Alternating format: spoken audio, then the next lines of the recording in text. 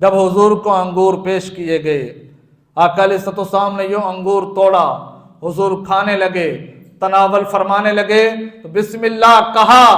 عداس سامنے کھڑا تھا وہ غلام، اس نے کہا آپ کہاں سے آئے ہیں؟ طائف والے کھانے سے پہلے بسم اللہ نہیں پڑھتے، آپ کہاں سے آئے ہیں؟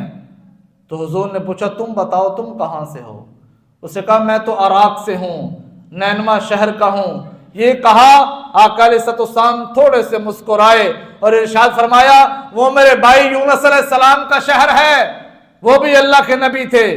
اب عداس جانتا تھا حضور نے کبھی عراق کا سفر نہیں کیا، وہ سامنے آ کے بیٹھ گیا۔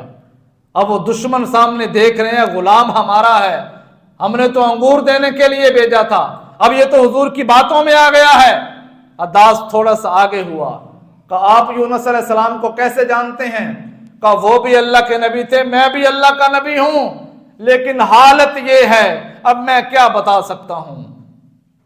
پھر اللہ کے نبی کی وہاں دعائیں بھی ہیں۔ آقا علیہ الصلوۃ والسلام نے طائف کی وادی کے اندر جب یہ حال دیکھا تو پھر حضور نے ایک وہاں دعا بھی فرمائی تھی۔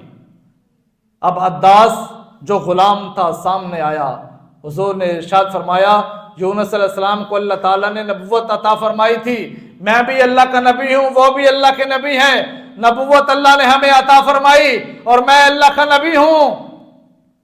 اب عداس حضور کے سامنے آیا، اب ہاتھ کو خون لگا ہوا ہے، اس نے حضور کے دستے مبارک کو بوسہ دیا، یوں سر پہ بوسہ دیا، وہ پہچان گیا۔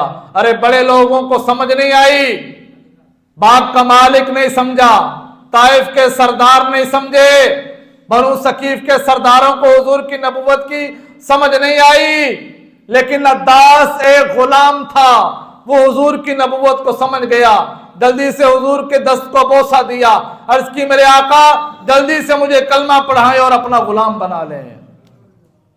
حضور زخمی بھی ہیں، دین کی تبلیغ نہیں رکی، اب جسم سے خون جاری ہے، دین کا کام نہیں رکا۔